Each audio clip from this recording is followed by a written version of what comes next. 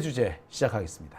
국유화 폐간 어떤 대통령도 할 수 없는 일인데 감히 제가 어떻게 그런 말을 한다는 것입니까? 이치에 닿지 않는 말을 가지고 사람을 이렇게 몰약해서는 안 됩니다.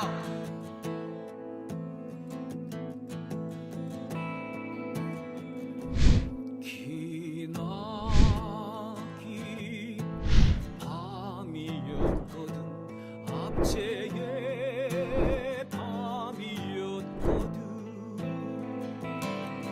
사랑이 한몸 썩어져 이 붉은 사나에 사랑 해방의 횃불 아래 벌거숭이 사나에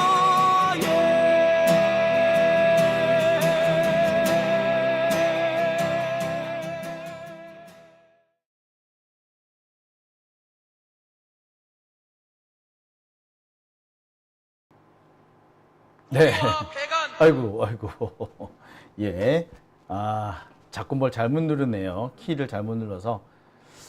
자, 오밤중의 뉴스 함께하고 계십니다.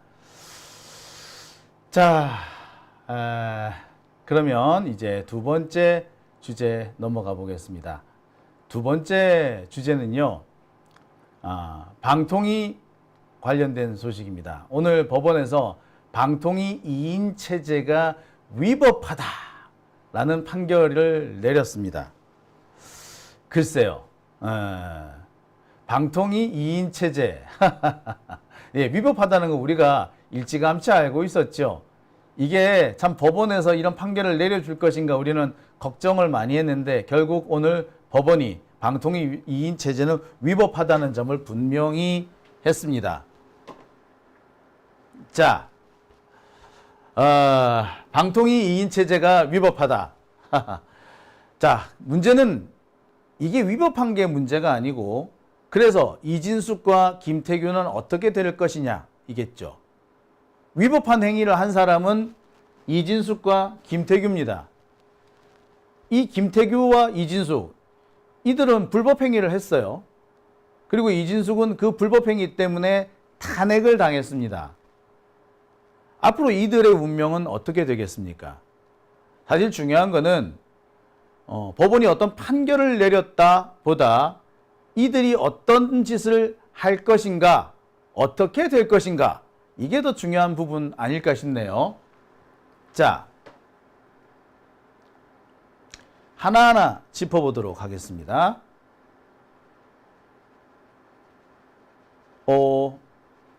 마우스가 또 어디로 가버렸네.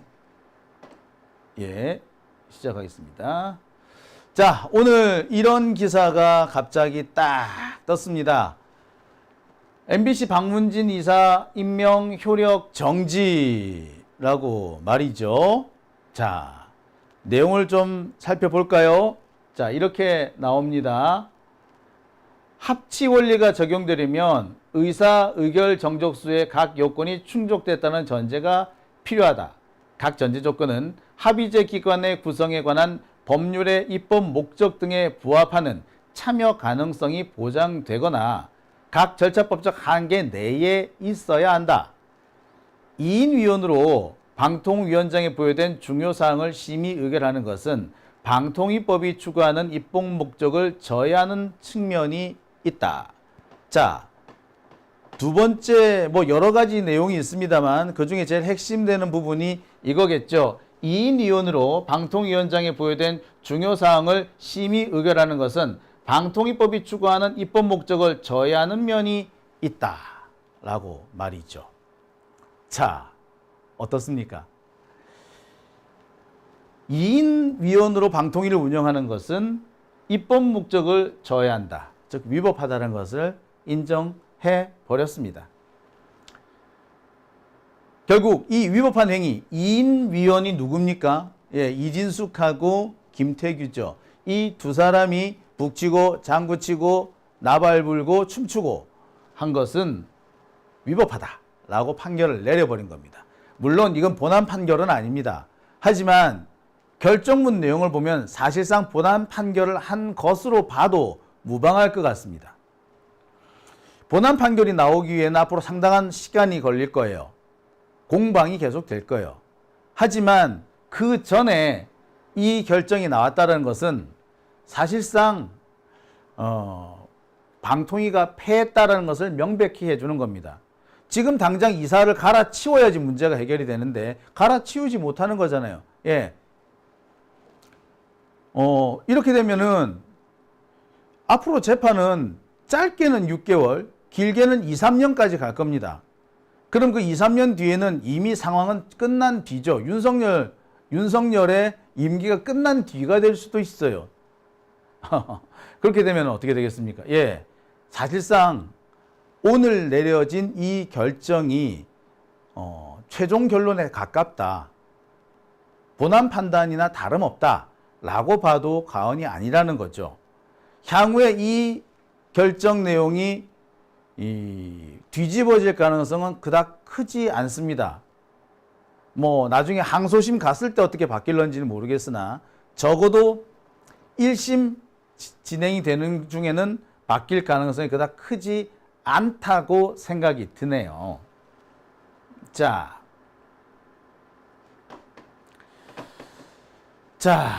보겠습니다. 어이구, 또 마우스가 자꾸 사라지네요.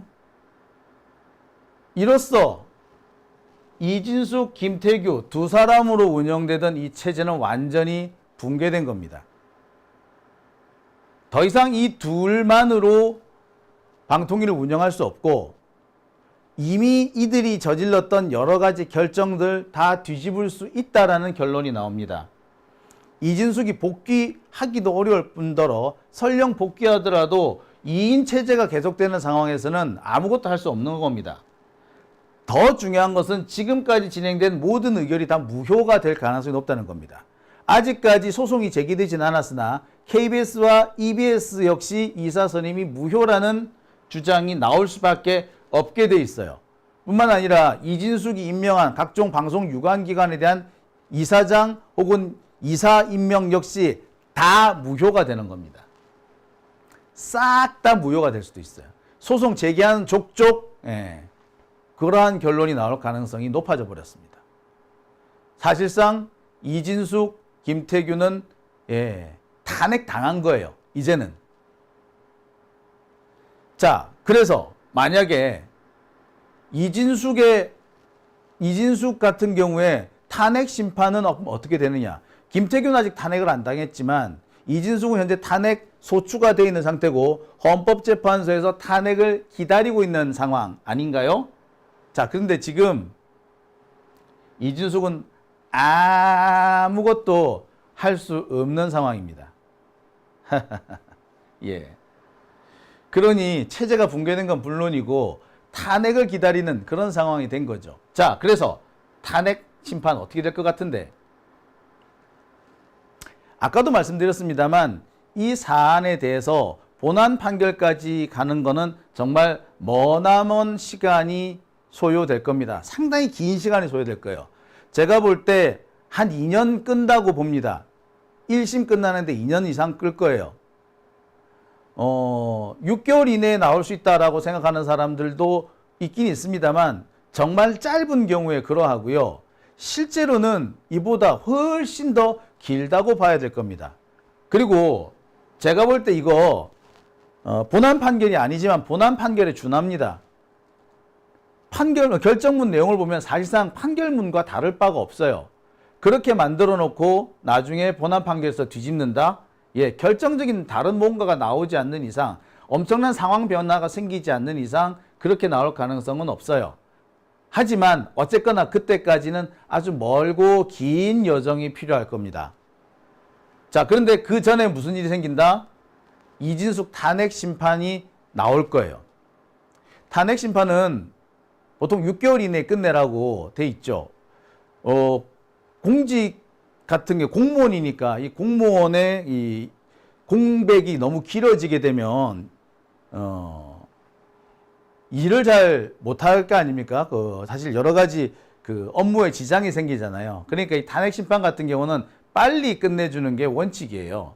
그래서 보통 6개월 정도 안에 다 끝냅니다. 대통령 탄핵 같은 경우에는 3개월 안에도 끝나요. 뭐 하여튼 뭐 어쨌거나 6개월 안에 끝난다고 보면 되죠. 박근혜 같은 경우는 3개월 조금 더 걸렸죠. 예. 근데 뭐 다른 경우에는 6개월 정도, 뭐 길어도 1년은 끌지 않는 걸로 봅니다. 자, 그러니까 본안 판결이 나오기 전에 이진숙 탄핵 심판이 먼저 결정이 되는 겁니다. 그렇다면은 사실상 오늘 법원이 헌법재판소에 이진숙 탄핵 관련 의견을 제시한 겁니다. 2인 체제는 위법합니다 라는 의견 제시한 거예요. 헌법재판소가 이 법원의 판결을 무시하기는 어려울 겁니다. 김태규가 항고를 하겠다. 오늘 있었던 이 결정에 불복해서 항고하겠다. 그래서 고법, 대법 가겠다라고 하는데 고법, 대법에서 바뀔 가능성 그닥 커 보이지 않고요. 고법이나 대법이나 시간만 끌려고 할 겁니다. 쭉 들고 석 달, 넉 달 끌고 시간만 끌려고 할 거예요. 그러면은 아마 사실상 김태규는 더 불리한 상황, 이준석은 더 불리한 상황에 놓이게 될 겁니다. 결론을 놓고 말하자면 오늘 나온 이 법원의 이 가처분 결정은 사실상 이진숙을 탄핵해야 합니다 라는 의견서를 낸 것이다 라고 해석이 되는 거죠.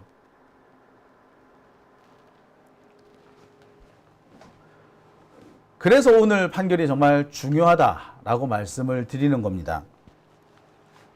헌법재판소가 과연 법원의 판단까지도 무시할 수 있을 것이냐? 글쎄, 그렇게 생각이 들지는 않죠. 법원이 헌법재판소가 법원과 정면 충돌을 하는 것을 그렇게 원하지 않습니다. 따라서 법원이 내린 결론과 어느 정도 조화가 되는 그런 결론을 내리게 될 겁니다. 그러면 적어도 이진숙이 위법한 부분이 있다라는 것은 분명히 하게 될 수밖에 없어요. 그렇게 되면은 이준숙 탄핵이 안 되더라도 그 MBC 박문진 이사 선임에 대해서는 무효가 나올 수가 있게 되는 거죠.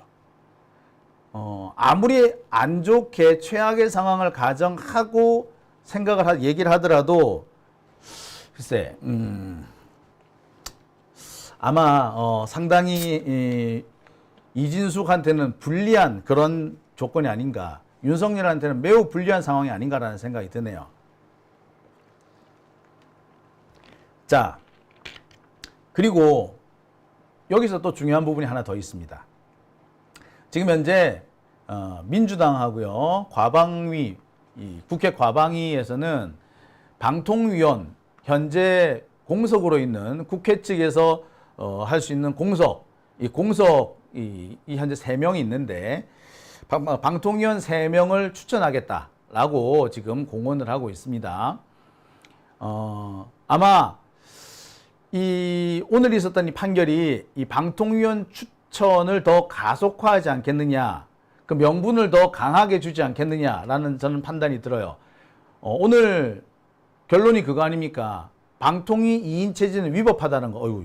방통위 2인 체제는 위법하다는 거잖아요. 위법하면은 이 위법성을 빨리 해소해야 되겠죠. 뭡니까? 위원을 추가 선임을 해서 빨리 적어도 2명 체제를 벗어나야 된다는 거 아닙니까? 지금 이미 이진숙은 탄핵 소추가 되어 있는 상태이기 때문에 2인 체제를 완전히 벗어나려면 적어도 3명 이상이, 2명 이상이 추천이 돼야 되고, 또 법원의 판결 내용을 보면은, 서로 합치라고 하지 않습니까? 합치 원리를 생각한다면, 여당 쪽에서 추천하는 1명까지 포함해서 총 3명이 추천 다 되어야 된다는 얘기가 되는 겁니다. 뭐 여당 쪽에서 추천 안 하면 뭐 안 하는 대로 끌고 갈 수도 있겠죠. 뭐 우리는 더 좋지. 아무튼 방통위원 추천이 점점 가속화될 걸로 보입니다. 이렇게 되면은 지금 김태규 혼자서 북치고 장구치고 자료도 안 주고 뻔뻔스럽게 이러고 있는데 그걸 다 못하게 되는 거죠. 게다가 국힘당 측에서 끝까지 방통위원 임명 선임에 반대한다고 하더라도 민주당 쪽에서 강행할 수 있는 명분이 생기기도 합니다. 만약에 윤석열이 민주당 쪽에서 야당 측에서 선임한 이 위원을 또 임명하지 않을 경우에는 글쎄 윤석열은 탄핵 사유를 하나 더 쌓는 게 되지 않을까라는 생각도 듭니다.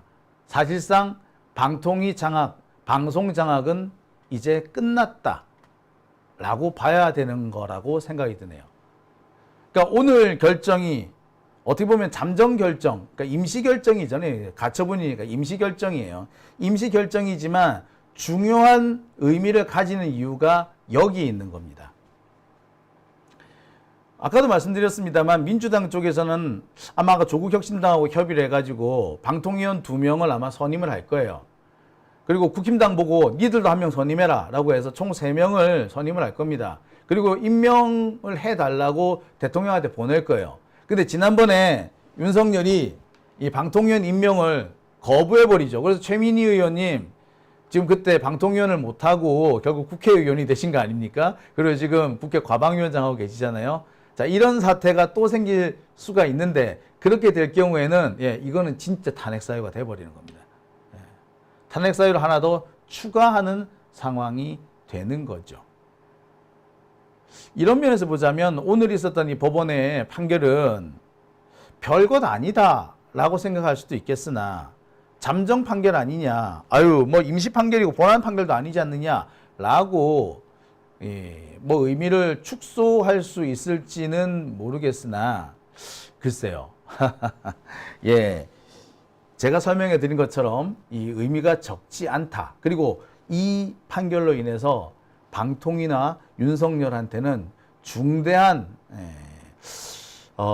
걸림돌이 생겼다. 함부로 방송 장악을 추진할 수 없게 됐다. 발목이 제대로 잡힌 거다라고 볼 수 있을 것 같습니다. 자, 오밤중의 뉴스 함께하고 계신 지금 시각 12시 28분 지나고 있습니다.